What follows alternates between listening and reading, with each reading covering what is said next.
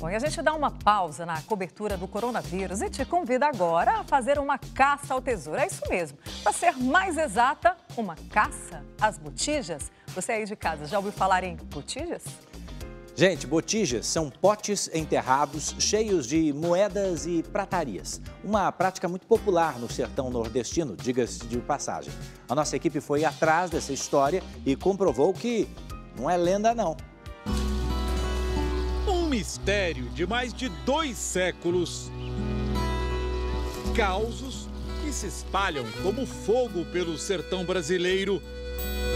Que história é essa de botija? Não existia banco na região. O pessoal enterrava aquelas moedas valiosas de ouro, de prata, de metais. Será que existe mesmo esse tesouro enterrado? Uma versão do pote de ouro no final do arco-íris, como conta a lenda? Estamos no Ceará. Deixamos as praias e dunas para trás. Seguimos para Quixadá, no interior, a cerca de 170 quilômetros da capital, Fortaleza, uma região com cenários espetaculares. Estas pedras imensas são chamadas de monolitos. Em latim significa pedra única, porque são formadas por um único bloco de rocha. O lugar é uma unidade de conservação com ares de outro planeta.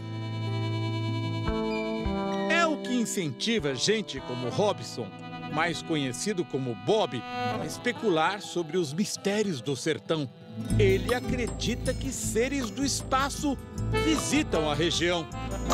Mas você consegue vê-los? Já vi alguns. Mas no momento, o principal interesse de Bob é outro. Procurando aqui para ver se tem algo. Com um detector de metais, ele sai tentando encontrar uma botija.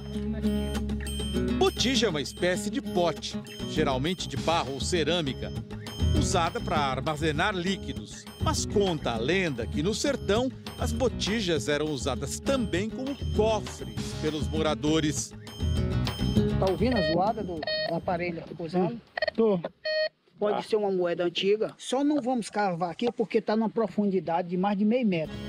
Botija nós ainda não encontramos, mas o local conserva outras riquezas.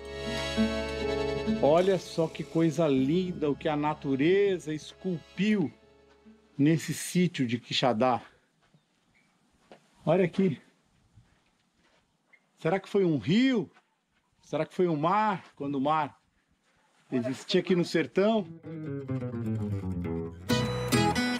Partimos para outra cidade do sertão cearense, Santana do Acaraú, ainda investigando a origem do que parecia ser apenas uma lenda. Chegamos até Edmilson, um historiador local. Se existisse banco na época, eles botavam o dinheiro no banco. Como não tinha banco na época, eles se enterravam. E eu acho que é o motivo de ter surgido a origem da botija. Na década de 1880, uma grande seca matou mais de 400 mil pessoas no sertão, principalmente no Ceará. Para remediar a situação, Dom Pedro II mandou construir este grande açude, o do Cedro, em Quixadá. Surgiu uma ferrovia ligando o porto de Camocim a Sobral, que incentivou o comércio da região com o mundo. Algumas famílias fizeram fortuna. Para completar a equação, na virada do século, o bando de Lampião em Maria Bonita espalhou o medo. Quem tinha alguma riqueza ficou com medo dos cangaceiros e decidiu esconder. E quem é que persegue botija hoje? Hoje eu sou um deles. Eu persigo essa questão também. Eu tenho vários amigos em Santana que a gente usa o detector de metal para ver se a gente consegue localizar a moeda. Só que na história de antigamente, dizia que você tinha que sonhar a primeira, a segunda, a terceira vez, sem contar para ninguém que aquilo ali estava existindo, para então você ir tirar. Já sonhou 3 vezes você com uma botija? Não. Ainda não? Ainda não.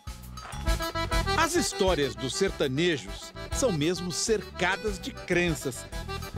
Edmilson conta que, além dos 3 sonhos, é preciso dividir o tesouro com outras pessoas.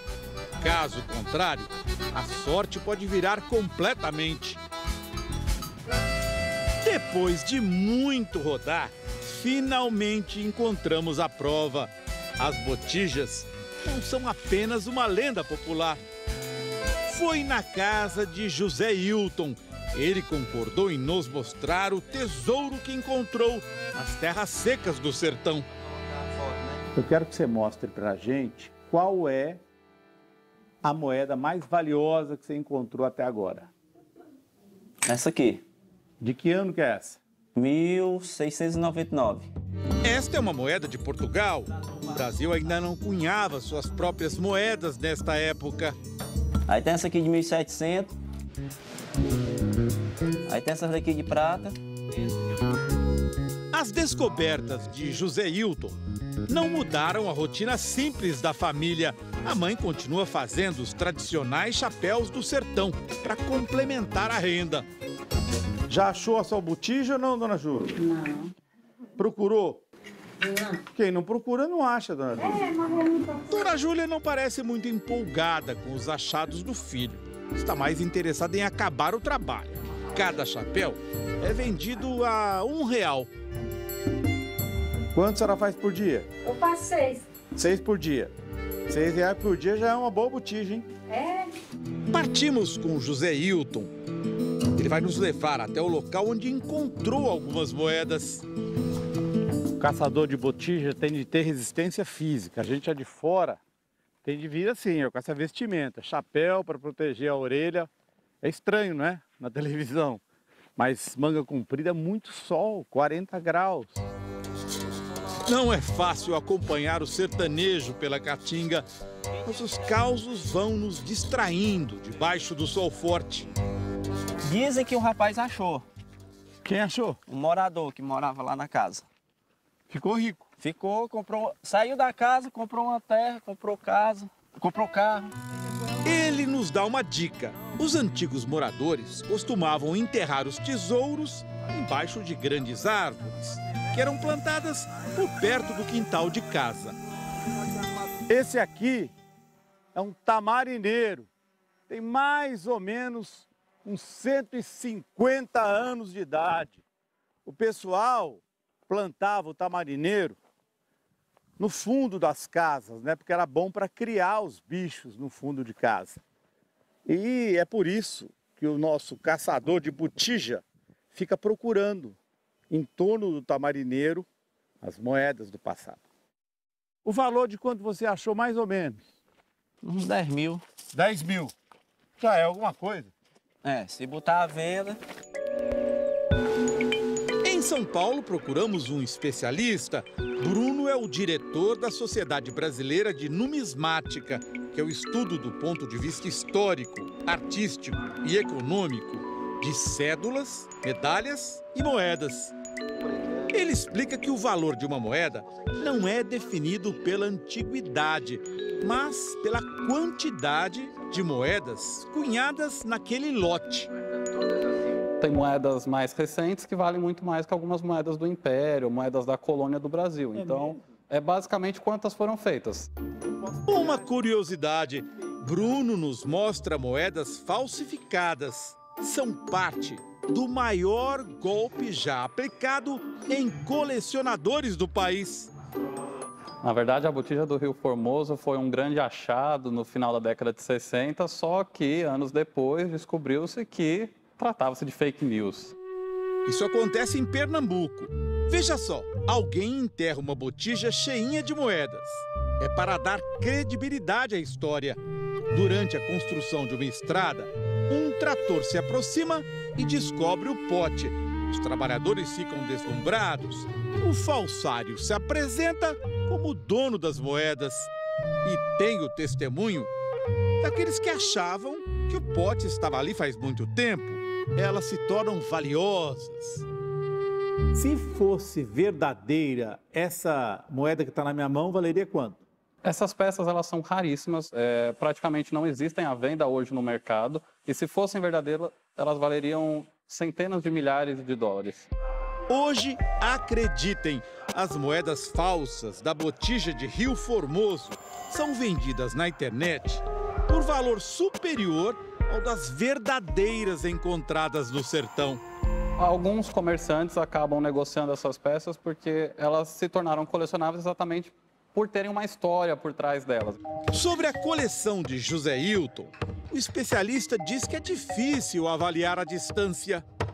Por elas serem peças que estavam provavelmente enterradas, elas foram achadas numa parede, aonde for, o estado de conservação delas é muito ruim, elas foram gastas, o cobre ele acaba gastando muito, então fica difícil precisar um valor para essas peças. Tem peças mais antigas, mas o valor não passa de algumas centenas de reais para tudo.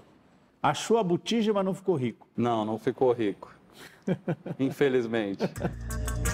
Diz também que o caçador de botijas de Santana do Acaraú não deve desanimar. Toda peça tem um valor, seja ele comercial, seja ele histórico. Bruno faz um alerta. Quem encontrar qualquer coisa enterrada, principalmente moedas, deve comunicar o IPHAN, o Instituto do Patrimônio Histórico e Artístico Nacional. No Ceará, a busca continua. Se achar o seu tesouro, Bob pretende usar o dinheiro para construir um museu dedicado aos ETs. Já a família de José Hilton talvez passasse a ter uma vida mais tranquila. Mas esta busca vai muito além do interesse financeiro, alimenta a sede de aventura dos nordestinos e mantém vivos os causos do sertão.